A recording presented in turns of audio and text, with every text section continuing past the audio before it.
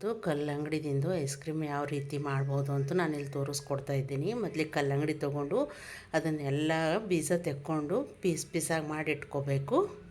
ಇಲ್ಲೆಲ್ಲ ಕಲ್ಲಂಗಡಿನಲ್ಲಿ ಎಲ್ಲ ಬೀಜ ತೆಕ್ಕೊಂಡು ಪೀಸ್ ಪೀಸಾಗಿ ಮಾಡಿ ಇಟ್ಕೊಂಡಿದ್ದೀನಿ. ಇದಕ್ಕೆ ಏನೇನು ಇಂಗ್ರೀಡಿಯೆಂಟ್ಸ್ ಬೇಕು ಹೇಳ್ತಾ ಇದ್ದೀನಿ ನೋಡಿ. ಚಾಟ್ ಮಸಾಲ 1/2 ಟೀ ಸ್ಪೂನು, ಆಮೇಲೆ ಬ್ಲ್ಯಾಕ್ ಸಾಲ್ಟ್ 1/2 ಟೀ ಸ್ಪೂನು, ಒಂದೆರಡು ಚಿಕ್ಕ ಚಿಕ್ಕ ತುಕುಡಿ ಏನಪ್ಪ ಅಂದರೆ ಬೀಟ್ರೋಟು, ಆಮೇಲೆ 2 ಟೀ ಸ್ಪೂನ್ ಏನಪ್ಪ ಅಂದರೆ ನಿಂಬೆಹಣ್ಣಿನ ರಸ, ಆಮೇಲೆ 3 ಟೀ ಸ್ಪೂನು ಸಕ್ಕರೆ. ಇಷ್ಟು ಇಂಗ್ರೀಡಿಯೆಂಟ್ಸ್ ಬೇಕು. ಯಾವ ರೀತಿ ಮಾಡಬೇಕು ಐಸ್ ಕ್ರೀಮ್ ಅಂತ ತೋರಿಸ್ಕೊಡ್ತೀನಿ. ಈಗ ಜಾರ್ ತೊಗೊಂಡು ಅದರಲ್ಲಿ ಹಾಕ್ಕೋಬೇಕು. ಈ ರೀತಿ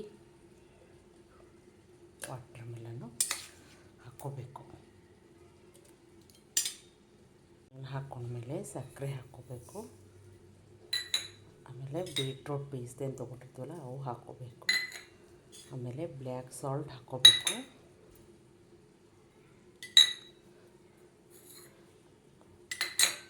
ಆಮೇಲೆ ಚಾಟ್ ಮಸಾಲ ಹಾಕ್ಕೋಬೇಕು. ಆಮೇಲೆ ನಿಂಬೆಹಣ್ಣಿನ ಜ್ಯೂಸ್ ಹಾಕ್ಕೋಬೇಕು.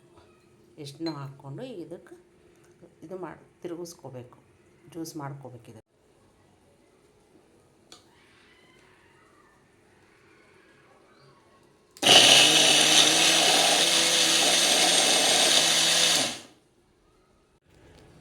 ಈ ರೀತಿ ಮಾಡಿಕೊಂಡು ಇದಕ್ಕೆ ಸೋಸ್ಕೋಬೇಕು. ಮೊದಲಿಗೆ ಈ ರೀತಿ ಮಾಡ್ಕೊಂಡು ಇದನ್ನು ಸೋಸ್ಕೋಬೇಕು.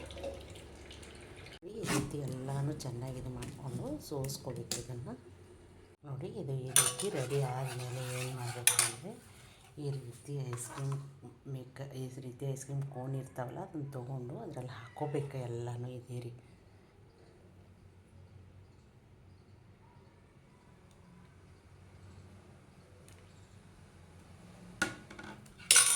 ಎಲ್ಲನೂ ಹಾಕಾದ್ಮೇಲೆ ಈ ರೀತಿ ಇದಕ್ಕೆ ಮುಚ್ಕೋಬೇಕು ಎಲ್ಲನೂ.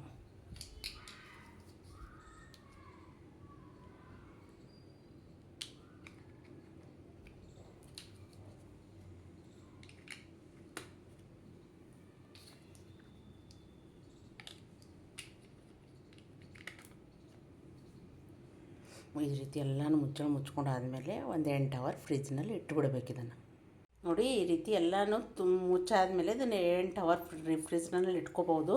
ಇಟ್ಕೊಂಡ್ಮೇಲೆ ಆಮೇಲೆ ಇದನ್ನು ವೇಸ್ಟ್ ಅಂತ ಬಿಸಾಡೋಕ್ಕೆ ಹೋಗಬೇಡಿ. ನಾನು ಇದ್ರನ್ನ ರೆಸಿಪಿ ಹೇಳ್ಕೊಡ್ತೀನಿ ಯಾವ ರೀತಿ ಏನು ಮಾಡ್ಕೋಬೇಕು ಅಂತ. ನಮ್ಮ ಚಾನಲ್ನ ಸಬ್ಸ್ಕ್ರೈಬ್ ಮಾಡ್ಕೊಳ್ಳಿ.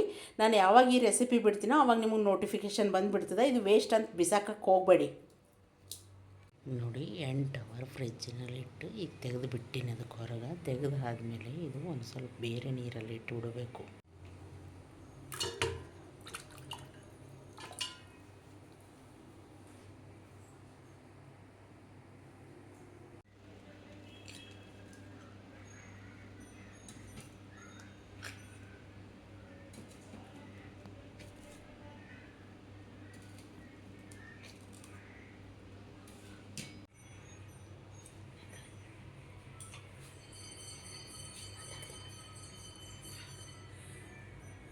ನೋಡಿ, ಎಷ್ಟು ಚೆನ್ನಾಗಿ ಐಸ್ ಕ್ರೀಮ್ ರೆಡಿಯಾಗಿದೆ. ಇದೇ ರೀತಿ ಮನೆಯಲ್ಲಿ ಐಸ್ ಕ್ರೀಮ್ ಮಾಡ್ಕೊಂಡು ನೋಡಿ.